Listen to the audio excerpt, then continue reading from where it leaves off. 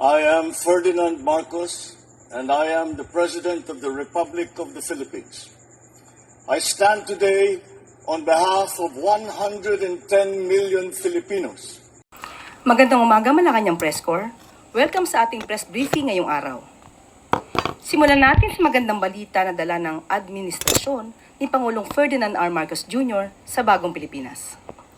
Habang papalapit ang mahal na araw, inaasahan ng Department of Tourism ang pagdagsa ng halos 30 milyong lokal at banyagang turista sa iba't ibang destinasyon sa bansa. Ayon kay Tourism Secretary Cristina Garcia Frasco, na-activate na ang DOT ang kanilang Regional Operation Centers para tiyakin ang maayos na daloy ng mga turista, lalo na sa mga lugar na inaasahang magiging matao ngayong holiday season. Ang mga operations centers na ito ay nakatalaga upang mag-monitor at mag-cooperate at makipag-coordinate sa mga pangunahing tourist spots, layuning masiguro ang maayos na pamamahala at karanasang ligtas para sa lahat. Panoorin po natin ito.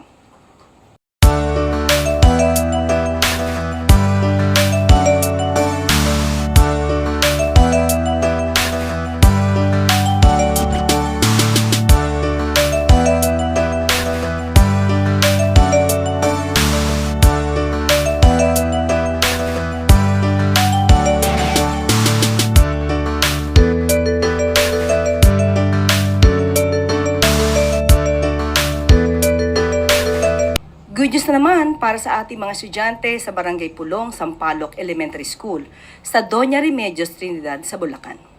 Malapit na matapos ang renovation ng classroom building na ginagawa doon bilang bahagi ng Humanitarian and Civic Assistance Program sa ilalim ng Balikatan Exercises. Layon ng iaayos na classroom ang building na ito upang gawing mas maaliwalas at kaaya-aya ang learning environment ng mga mag-aaral. Patunay din ito ang commitment ng AFP at ng US Armed Forces para makatulong sa lokal na komunidad. Samantala, nagsagawa naman ng isang community health engagement activity sa Barangay Dagupan, Lalo, Cagayan. Bahagi rin ito ng Humanitarian Civic Activity or Action Program ng Balikatan. 129 na pasyente or rather residente ang nabigyan ng serbisyong medikal at dental examinations. Ang aktibidad ay bahagi rin layon ng balikat exercises na makatulong para makapalagi or mapalagi ang lokal na ekonomiya, partikular sa aspeto ng medikal at public health.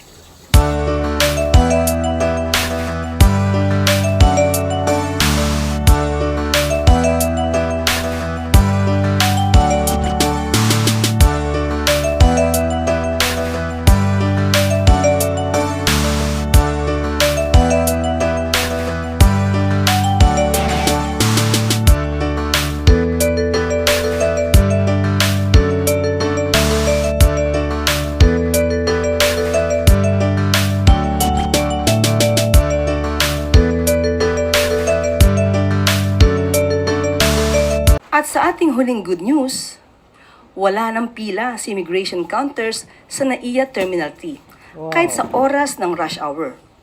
Mas madali na para sa mga departing passengers ito. Kasunod ng utos ni Pangulong Ferdinand Marcos Jr. na makapagbigay ng mas maginhawang biyahe sa mga pasahero ngayong Holy Week. Nagtulungan ang mga ahensya ng Bureau of Immigration, MIAA, NNIC at Department of Transportation para maibsan ang mahabang pila sa immigration counters. Simula ngayong araw, lahat ng 44 immigration counters ng NAIA Terminal 3 ay bukas para mapabilis ang immigration processing ng mga pasaherong may mga biyahe sa nasabing paliparan. Ang sabi ng Pangulo, gawin nating convenient at safe ang travel experience ng ating mga pasahero at ito ang mabilis na sagot ng mga concerned agencies upang mapagaan at mapabilis ang immigration processing sa ating paliparan. At ito po ang good news natin sa araw na ito. Ngayong araw ay makakasama naman natin si Health Secretary Ted Herbosa para magbigay ng impormasyon tungkol sa naging pagtulong ng Philippine Emergency Medical Assistance Team sa Myanmar. Kasabay dito ang direktiba ng ating Pangulo patungkol sa darating na Holy Week. Good morning, Sec Ted. Philippine Emergency Medical Assistance Team o PMAT sa Myanmar bilang tugon sa atas ng Pangulong Ferdinand Bongbong Marcos Jr. Sakay ang C-130 nakalapag ang PMAT sa Naypyidaw, Myanmar bilang bahagi ng Philippine Interagency Humanitarian Contingent. Mula rito, ikinwento ng grupo ang kanilang naging misyon doon bilang mga eksperto sa medical emergency para sumaklolo sa mga naapektuhan ng 7.7 magnitude na lindol. Kwento kayo.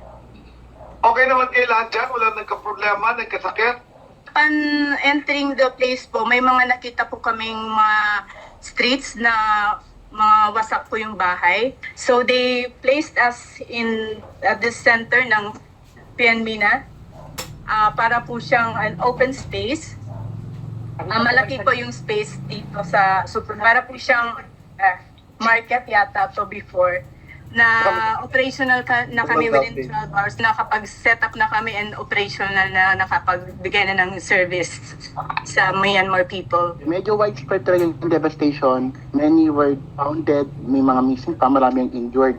Healthcare system nila, medyo overwhelmed sila kasi nga takot pumasok sa mga healthcare facilities yung kanilang mga pasyente, pati mga staff. Yung karamihan ng mga patients nasa labas talaga. As we see po dito sa PNMINA, more on medical services po yung kailangan nila. Kasi marami po sa kanila yung may diabetes, hypertension, hindi po sila nakaka-access sa medical services.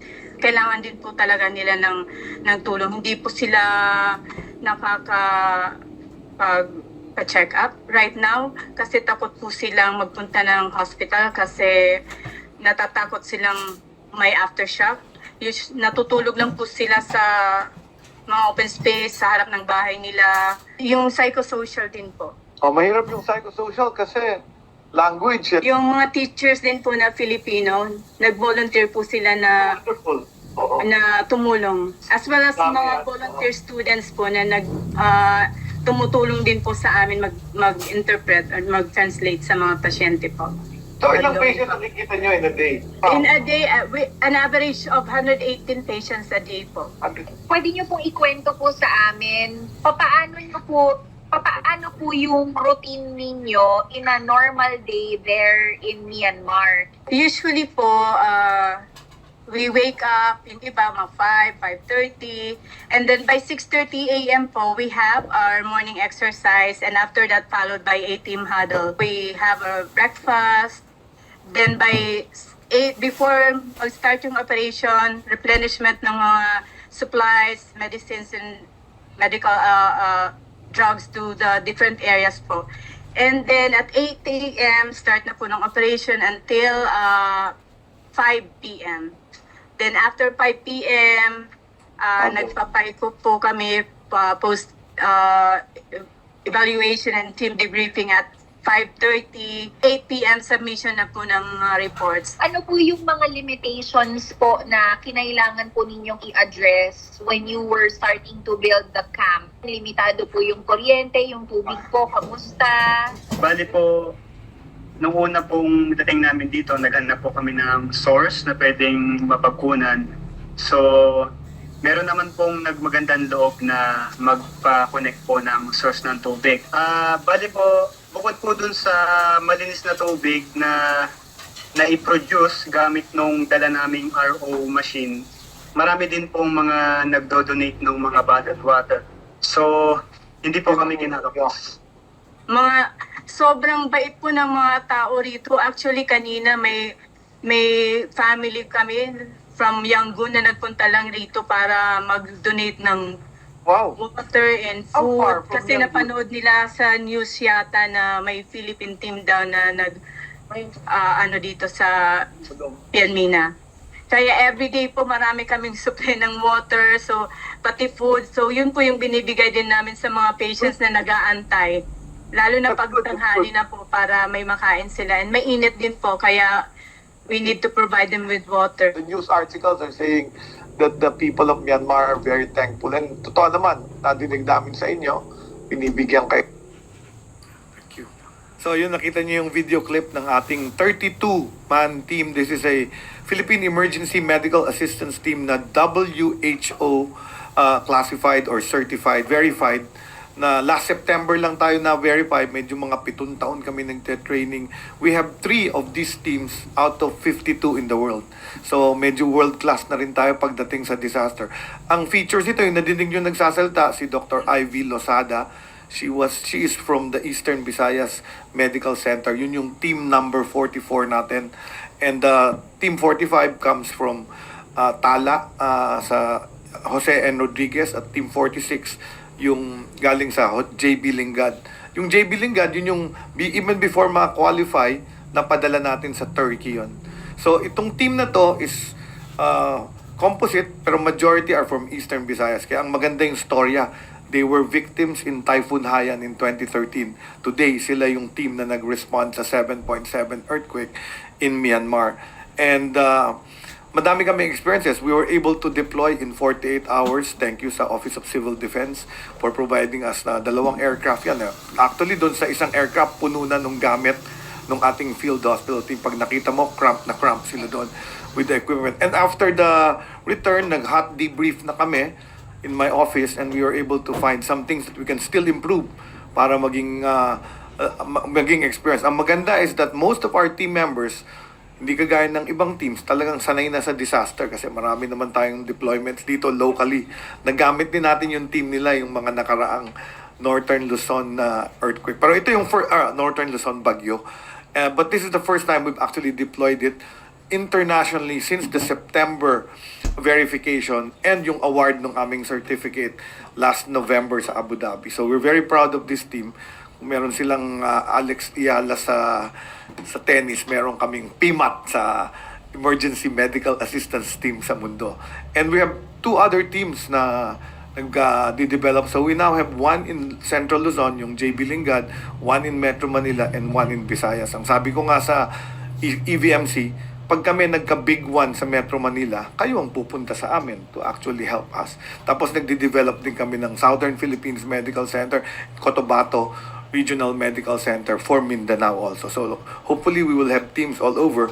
Ang plan namin is also to develop teams for national level para mabilis na rin kami mag-deploy pag nagkaroon ng, alam nyo, after summer, umpisa na naman tayo ng ulan at bagyo at baha.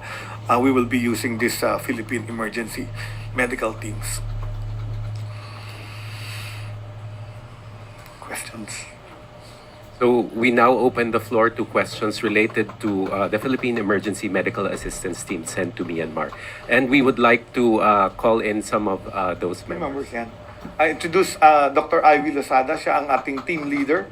Ang aming nurse, si Nurse Eric, and ang aming logistics officer, si Tyrone. So, may sarili silang contraption din to develop yung pampashower nila at yung toilet nila. Actually, maganda siya pagka nakita nyo. So, self-sustained, contained team yon. Binigyan lang sila ng lupa na parang isang small area where they built. They can answer some of your questions. Halika dito, Ivy. Sit down here. Questions?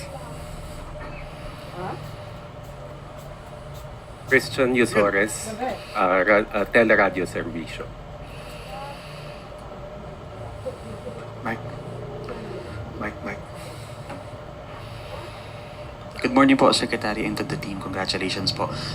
May plano po ba na bumalik po yung ating PMAT team sa Myanmar? Kasi ongoing pa rin po ata yung mga activities ng government to rescue or help yung mga victims po ng earthquake. Actually, our team was supposed to, can be deployed for 14 days, but we were operational 10 days.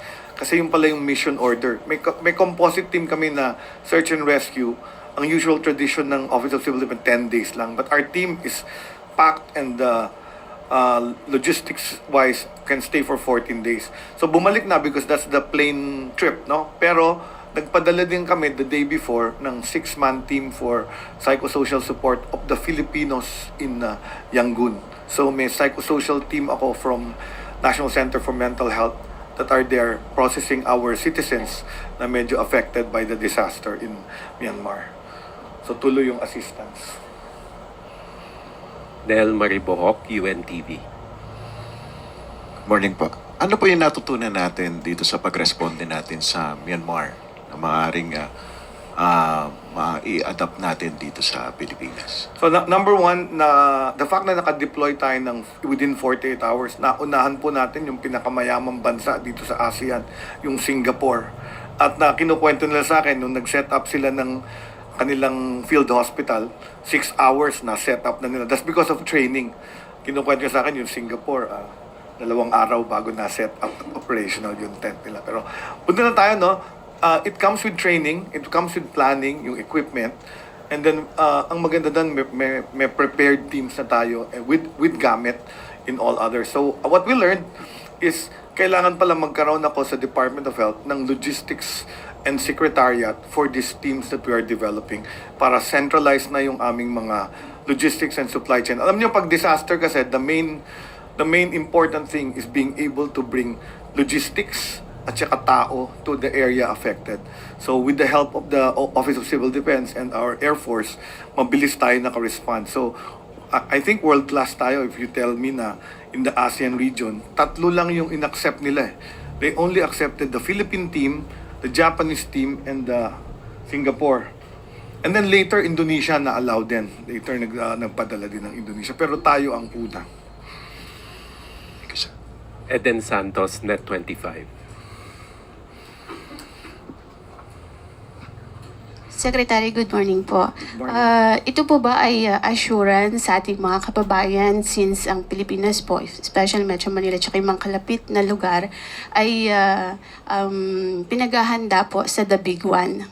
Correct, no? This is part of our alam mo, pagka nagpunta ka sa mga international agencies, World Health Organization, UNDP, and all other, UNICEF, panay Pilipino rin yung mga nagiging leader niyan. So we are really supplying the world not only with nurses but with doctors and staff that are good in disaster risk reduction and management.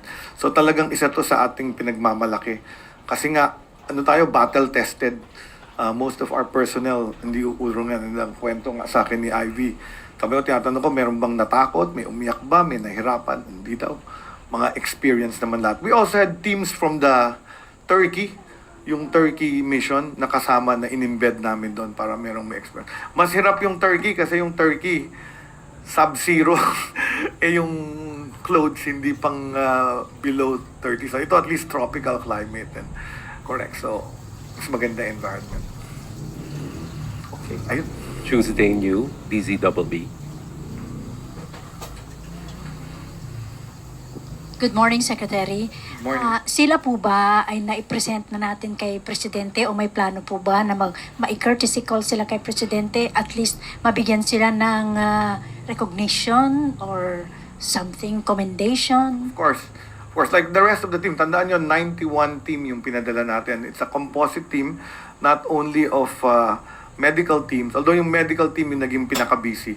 Meron tayong meron tayong team, Search and Rescue Team, USAR Team, Urban Search and Rescue Team from the Bureau of Fire. Meron tayong MMDA team, meron din tayong team from the private sector, and then there's the Army and the Air Force disaster response teams. So, composite to 91, pero yung pinaka-busy yung medical kasi nga, tapos na yung rescue After 48 hours na tayo dumating. So, most of the health services nila, emergency and essential medical care. So, busy. Lay Pardilla, People's Television. I think the mic is there. Good morning po, Secretary. Secretary, will the teams deployed to Myanmar also responsible for training future emergency response teams? And what is the ideal number po for emergency medical personnel needed kapag nagkaroon ng the big one? And how are we addressing the gaps? Okay, so the training continues. We're going to do continuous training and improvement. In fact, this is my instruction to Dr. Ivy, that we start training and accepting new members. Each hospital has about 100 trained personnel. Iba-iba yan. May doctor, may nurse, may logistics, may engineer, merong all these other specialties kasi it's a composite team. And then we continue to get young people to be trained in it. The beauty is na umpisahan na natin. And then these hospitals are also the ones trying to train the other ones that want to be WHO verified. So in fact, the other one I'm instructing them to do is our level is type 1. Tatlong level kasi yan, type 1, type 2, type 3. Yung type 1 verification, outpatient and emergency care. Yung type 2, may konting surgery na and inpatient. At yung type 3, yung may ICU na at parang field hospital. So we're going to go to that level. Akyatin din natin yung type level types ng ating international verification. Thank you. I guess one last question related to the emergency response team or the Department of Health. Pierre Pastor, Billionario News Channel. Hi, Secretary. Immediate other concern po. It's so hot na po. So ano po ang nakahanda ba yung hospitals for heat stroke patients? And ano po yung mga emergency, yung first aid that we can do? So let me say that the Department of Health has declared code white of all our hospitals. That means they're ready for all the incidents that can happen for people traveling for this Holy Week. Number 2, of course, are warnings for the effects of heat illness, especially for people going to hot areas like the beaches. So very important, stay protected. So sunscreen for those going out, hydration, and then don't stay too long in the sun for those people. And then of course, every Holy Week nagkakaroon kami ng mga problems of drowning and near drowning. So very important then to make and watch your family, especially in these places where you are vacationing and relaxing. Make sure do not drink and drive, do not text and drive, and follow the rules of the road. Sana walang road rage kasi nga ano naman tayo, di ba? Holy Week. Be patient and be kind to the other road users. Nakaramdam ng something, ano po ba yung gagawin? Okay, so usually if it's a heat-related illness, it starts with either thirst, very severe thirst, tapos you can have a lot of cold sweats, and then eventually pagka hindi mo na correct yun, magko-collapse ka. So it's important early on na mag-cool down ka. So the first thing you have, if you're thirsty, you drink plenty of water. If you feel weak, fatigue, ang tinatawag na next step after thirst is yung heat fatigue or heat weaknesses, mag-shade ka na or mag-aircon ka na. So very important. Majority of the heat illnesses, nagre-recover basta na-treat early. We do not wait for them na mag-collapse. Kasi pag nag-collapse ka sa emergency and tuloy mo, we will have to treat you in an emergency setting. Thank you very much. Prone yung mga matatanda at mga bata at yung mga may illness. So make sure these people don't stay too out in the hot environment. Thank you very much, Secretary Herbosa, and to the members of the Emergency Medical Assistance Team. Yusek Claire. Maraming salamat po, Secretary Ted Herbosa ng Department of Health and members of the team. Pwede na po na natin silang excuse. Salamat po. Ngayon naman po ay makakasama natin ang ilang miyembro ng Philippine National Police para naman sa anti-criminality efforts na utos ni Pangulong Marcos Jr. Nandito po ngayon sina Major General Roderick Agustus Alba and Director for Police Community Relations, at saka si PNP Public Information Office Chief Colonel Randolph Tuanyo. Ay, sir. Kayo na po. Maraming salamat po, Secretary Claire. Members of the Press Corps of Malacanang, magandang umaga po. In behalf of our Chief Philippine National Police, Police General Romel Francisco Marbil, allow me to read our statement, opening statement. This is in connection po sa pagpapanatili ng ating safety and security during this Lenten season. The Philippine National Police, in partnership with other law enforcement agencies, is fully committed to ensuring a safe, peaceful and meaningful observance of Holy Week across the country. Through our operational guidelines, we call this Ligtas Sumbak 2025, we have strategically deployed our personnel and mobilized force multipliers. Ito po yung ating mga volunteer groups na tumutulong po sa ating kapulisan to key areas of convergence. When we say key convergence areas, ito po yung ating mga simbahan, yung house of worships, yung ating tourist areas, yung ating terminals, the airports and ports, yung ating mga highways ay kasama po doon. And other busy establishments. So mayroon po tayong estimated of 65,000 more PNP personnel nationwide na i-deploy po sa terminal, transport hubs, pilgrimage sites, simbahan, tourist destinations. At ito po ay nakasad sa aming guideline ang magkaroon po ng enhanced police presence or visible pong ating Philippine National Police. We'll also augment mobile patrols kasi po ang ating concentration ay sa highly populated areas now. Mayroon po mga kabahayan, mga subdivision areas, residential areas ay naiwanan po mga bahay. So ito din po ay isang focus namin. Now, we have not received any threat for that matter for our security and safety this Lenten season as of today. But on the part of the PNP, we remain on full alert, especially in historically vulnerable areas. Our intelligence units are closely coordinating with the Armed Forces of the Philippines. Kasama namin dito yung Philippine Coast Guard to preempt any threats from any groups would want to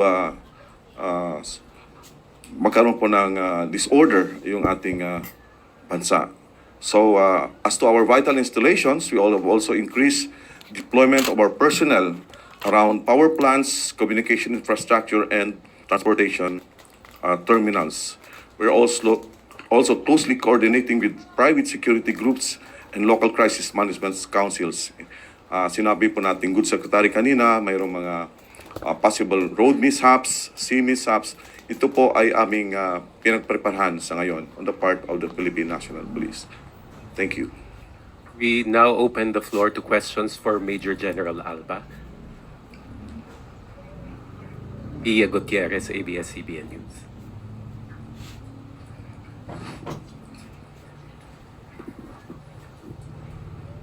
Sir, regarding this Holy Week, ano po yung payo po natin sa ating mga travelers, especially pati din sa mga mag-stay lang po sa kanilang bahay to ensure their safety during this Holy Week break? Yes. Unang-una ay we should remain vigilant, no?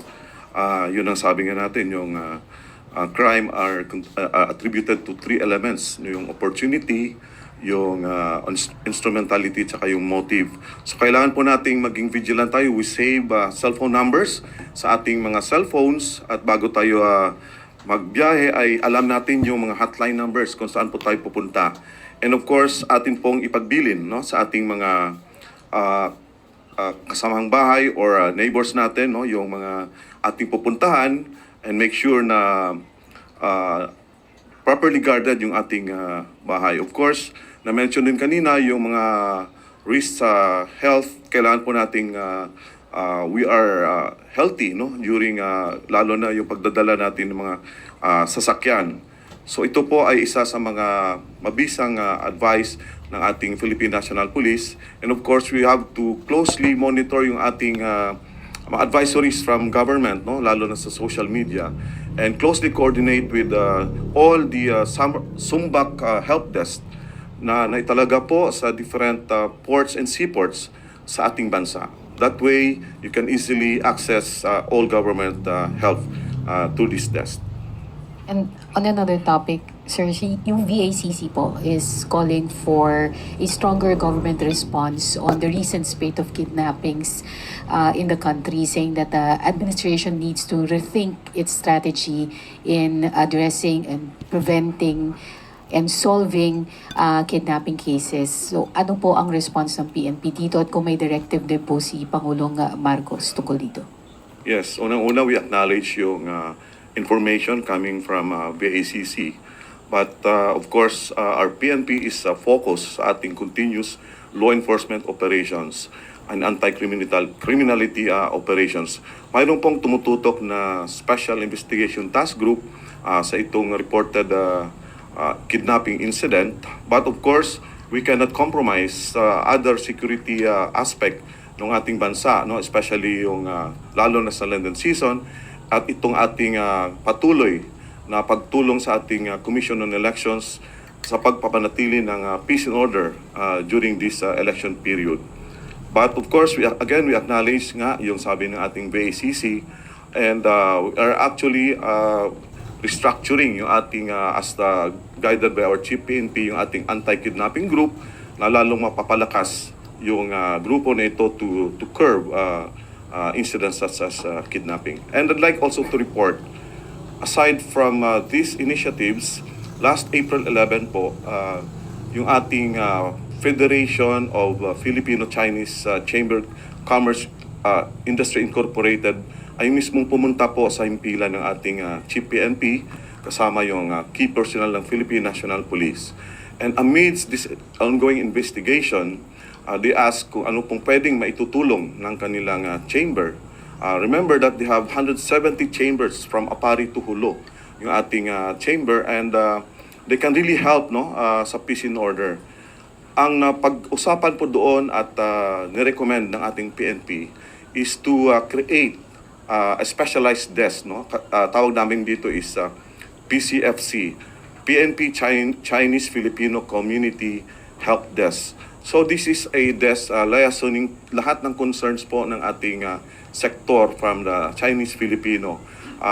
We talk here on protecting yung ating kasamahan sa community and engaging them with the project and activities na panatili po na ma-sustain natin yung ating peace and order as far as the Filipino-Chinese community is concerned. But definitely, magkakaroon muna po kami ng pilot testing, itong proyekto na ito. Like for example, in Manila, particularly in Binondo, where the highly concentrated yung ating communities, in Cebu, Davao, Iloilo, in Region 3. Now, if we see that magiging successful yung project na ito po ay ito pong long-term, isa sa mga long-term solution or interventions ng PNP na ma-address po natin yung mga incidents na ganito po. Chris Jose Remate. Hello sir, good morning po. Balik lang po tayo sa Holy Week. Nakipag-coordinate na po ba ang PNP sa mga barangay officials? Yes ma'am. Actually, kasama po sila sa deployment na sinasabi natin because the 65,000 personnel are not purely members of the uniform service ng PNP. Sa PNP lang po ito. We are actually deploying 40,000. Yung 40,000 na ito po ay covers the entire summer vacation security deployment. Now, pagdating po ng Holy Week, we increased it with another 25,000. Aside from this, we will be engaging volunteer groups. So kasama po yung ating local government units and other organizations that accredited ng PNP that help us sa aming safety and security operations all throughout the Lenten season. Okay po sir. Sir, ano po yung particular crimes na binabantayan pag Holy Week? Yes, thank you for the question. So ang PNP are always focused dito sa 8 krimen, like robbery, theft, murder, rape, carnapping, etc. But we are very particular sa crime against property. Sa sinabi ko po kanina, once we leave our homes, ito po talaga ay common targets ng mga suspects o criminal suspects na tatargetin nila. That's why ito po yung ating guidance na we have to closely coordinate with our nearest police stations before we leave our home at keep these numbers with us. Dapat may mga load yung ating cellphone na anytime po ay pwede tayong mag-access ng mga websites ng PNP getting the hotline numbers. Thank you, sir. Thank you. Last 2 questions for General Alba. Ivan Mayrina, GMA Integrated News. General Alba, sir, good morning. Good morning, sir. The recently released political ad featuring the Vice President and Senator Marcos paints situation in the country as black. At isa po sa mga dahilan daw nito ay krimen. What does the PNP have to say about this? Yes, of course, this creates a lot of perception. But sa amin po sa PNP ay tuloy-tuloy lang po ang aming kampanya against all forms of lawlessness. But we can only speak of our what we have, yung ating crime statistics, which we actually reported a few days or few weeks ago, where it covers January to April of 2025 as compared to last year, where we have a big decrease of 26% sa aming crime statistics. So we stick with the reality, what we have now, yung aming data. So yung binabanggit po na yon ay it's a narrative being pushed by the other side of the political spectrum. Tama ho ba? Or ito ho ba'y perception lamang because the data does not seem to reflect that perception? Like I said, all that we see, minsan we are misinformed and disinformed, but we respect, no? Sabi ko nga yung perception ng ating community, but we speak of our duties na dapat naming pinapatupad, and we should not be affected by these negativities kung mayroon man. And you can tell the citizenry, sir, that our streets are safe. Definitely. Of course, time to time, meron tayong mga crimes na naging highly sensationalized na hindi kaagad ma-solve, but these are acted upon immediately, and for us, it does not represent the entire situation of our country. Salamat po. Thank you. Heidi Sampang, FEBC. Magandang umaga po, sir. Sa ngayon po, ang dami talagang nagbiyabiyahe and recently po may mga incidents po ng rentangay. So, paano po kaya makakapag-ingat yung ating mga kababayan para hindi po mabiktima ng modus na ganito? Yes, like I said, mas mainam po na we get hold of the hotline numbers.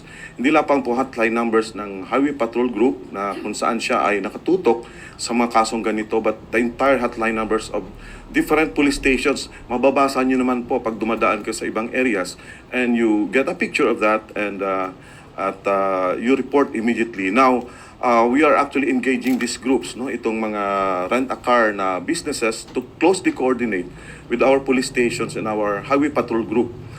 Binigyan na po ng instruction ng ating Chief PNP, yung HPG, na tutukan ang ganitong mga kaso. Pero sir, when it comes to prevention, so para po makaiwas na hindi po sila mabiktima ng ganun, ano po yung mga parang red flag? Yayo, can you respond to please? Thank you, sir. Thank you. Salamat po. Kausap po natin yung director po ng ating Highway Patrol. Doon po sa 8 focus crimes na nabanggit natin na bagamat 26% po ang ibinaba niya, yung nananatili pong yung figure na medyo mataas po na 1%, yung pong carnapping po ng motor vehicle na nag-shift po from the traditional na carjacking or carnapping while parked. Ito po yung technical na carnapping po na nabanggit po ninyo. Nagpalabas po ang ating Direktor ng Highway Patrol ng kanilang mga leaflets po kung paano iiwasan yung mga reports po na dumarating po sa atin tukol po sa mga technical carnapping po. Bibigyan po natin sila, mag-a-anunsyo po tayo sa pamamagitan po ng ating mga press releases matapos po nitong ating pong press briefing ngayon kung ano po yung mga dapat gawin po ng ating mga kababayan para maiwasan po yung mga technical carnapping po. Maybe one last question for our friends from the PNP. Tuesday New, DZBB. Sir, opo. Yung cases naman po nung mga kababayan natin na madalas ay naloloko sa social media nung mga ads na murang staycation houses, yung ganon. Ano po ang pwedeng magawa dyan ng PNP para hindi sila malaglag sa ganitong pain ng mga unscrupulous individuals sa social media? Unang-una po, we normally or regularly receive, no, yung mga texts or mga emails. Wag po nating basta tayong mag-click doon, no? We follow the protocols. Correct. I-confirm muna natin kung talagang nag-i-exist ang itong mga klaseng businesses, no? And we can actually directly coordinate with our anti-cybercrime group. Mayroon din po silang hotline at yung ating mga police stations na anytime pwede po nilang ma-access. Thank you very much, General Alba, Colonel Tuanyo, Yusek Claire. Yes, General Alba and Colonel Tuanyo, maraming salamat po. Pwede na po natin silang i-excuse. At sa ngayon po,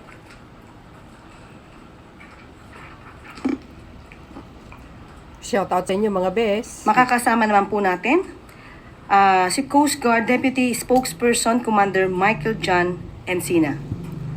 Good morning, sir. Good morning.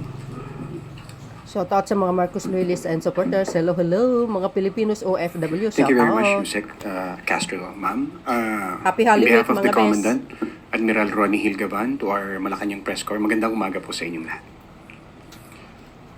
with the observance of the Holy Week season po natin, the Philippine Coast Guard has increased its alert status into heightened alert last 13 April po, nitong Sunday, in which the PCG has deployed 17,000 Coast Guard personnel to conduct pre-departure inspection, to conduct inspection din po dun sa ating mga resorts. At the same time, ito po yung pagkakandak din po ng canine panelings ng mga canine dogs po natin. We've also deployed ito pong ating mga Coast Guard auxiliaries in the Malasakit Help Desk, in which makikita niyo po sila dito po sa ating mga major ports and pantalan sa buong bansa natin. Ang ating pong mga barko ng Coast Guard ay naka-alerto din po na handang mag-respond in any maritime incident na report. Kasama po niyan ang ating lateral coordination na mention po kanina ng ating kasamahan sa PNP, sa LGU po natin, sa ating municipal and city disaster risk reduction management offices. Kasama na rin po yung ating mga coastal barangay. So malawak po ang ginagawa ng PCG ngayon at paghahanda upang ma-ensure at matiyak po natin na ang mahal na araw ay magiging safe and secure sa ating mga bakasyonista at turista. Maraming salamat po. We now open the floor to questions for Commander Encina. Kenneth Paciente, People's Television. Hi sir, good morning po. Sir, may mga vessel na po ba tayong naitatala na hindi pinayagan pong bumiyahe dahil hindi po naabot yung seaworthiness na standards? Sir, as of the moment, wala naman po tayong namamonitor pa ng mga vessel na hindi naabot yung safety standard. The fact na before po sila mag-conduct ng kanilang mga voyages, we ensure that we have Coast Guard personnel deployed to conduct the pre-departure inspection. Once na hindi po sila mabigyan or ma-providean ng clearances ng Coast Guard, their company will be alerted to renew their pertinent documents prior to that. Tuesday New, DZBB. Good morning, sir. So far, sir, sa inyong monitoring, anong mga pantalan po yung kailangang bantayan ng husto for possible overloading doon sa mga barko at yung hindi na iiwasan may paglabag yung mga ship owners tungkol dito dahil sinasamantala yung pagkakataon na maraming pasahero. So baka sumusobra yung pagbebenta nila ng tickets o pasahero doon sa barko. Yes, speaking of overloading, ma'am, punta muna po ako doon. For the overloading, our Secretary Vince Dizon has directed the Philippine Coast Guard, the Marina, and the PPA to strictly observe ito pong anomaly na ito. So hindi po natin hinahayaan, particular kami po sa Philippine Coast Guard, ang any acts of overloading both in passengers and cargo. So hindi lang po natin chinecheck yung mga pasahero, figures kung ilan po dapat ang sumasakay sa ating mga barko, particular at gayon na rin po itong ating mga kargamento na niloload. Kasi it doesn't exempt them for this overloading issue po natin. We are also in close coordination, ma'am, sa ating mga shipping owners. At tayo po ay nananawagan sa kanila, tama po yung na-mention nyo, no? Na huwag samantalihin ang pagkakataong ito. And we will not tolerate po once na meron po kaming ma-observe na mga overloading vehicles or overloading ships na magbiyahe po, and we will not allow them in the first place. Because before they depart, we will be conducting yung pong ating tinatawag na pre-departure inspection. Ano po yung mga pantalan na mahigpit ang pagbabantay niyo? So for the major ports po na ating binabantayan, kasama po dyan yung ating Metro Manila, of course, North Harbor. Meron po tayong minomonitor din somewhere in Batangas Port. So very busy din po yung area yan.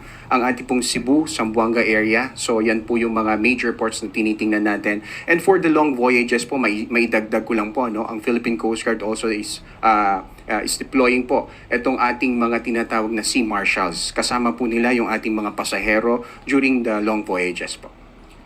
Thank you, sir. Pia Gutierrez, ABS-CBN. Sir, last year marami tayong na-monitor ng mga incidents of drowning during the Holy Week break. Meron po ba tayong ginagawa to prevent this from happening or at least ma-minimize yung number of casualties? And kung meron din po ba tayong monitoring dun sa mga nag-offer ng mga recreational activities, yung mga alam niyo sir, yung sa mga banana boat for example, yung sa mga scuba diving, paano po yung monitoring natin dito to prevent any accidents po? Well, kasama po sa mandato ng Philippine Coast Guard, ang aside po sa pagkakandak ng pre-departure inspection this coming Holy Week, is to also inspect yung pong ating major tourist spots. Kasama na po yung mga beach resorts natin at other areas po na ginagawan po ng recreational activity. Ang Coast Guard po through at our Maritime Safety Services Unit and offices is conducting ito pong tinatawag natin na Recreational Service Enforcement Inspection. So ngayon po, halos karamihan po ng ating mga major o yung pong mga dinadagsa ng mga turista ay ini-inspect po ng ating mga Coast Guard inspector. Ano po yung hinahanap at ini-inspect ng ating mga Coast Guardians dyan? Number one is yung pong kanilang lifeguards. Napakahalaga po nun. The PCG is also an agency which is mandated and authorized to issue ito pong mga certificates na ito. So kasama po sa chine-check namin yung lifeguard. Aside po doon is yung availability po ng clinic and first aid personnel na agad-agarang magre-responde once there is an incident, yung drowning incident na na-mention po natin. So isa po ito sa mga chine-check ng PCG. And most importantly, yung ating pong information dissemination. So ang Coast Guard stations and substations po natin, personnel, ay umiikot dito po sa ating mga major beach areas and beach resorts para po ma-inform sila na may Coast Guard po na agad-agara magpro-provide ng necessary assistance once kailanganin po ng ating mga turista. Any more questions? If there are none, thank you, Commander Encina. Thank you very Secretary, much. please.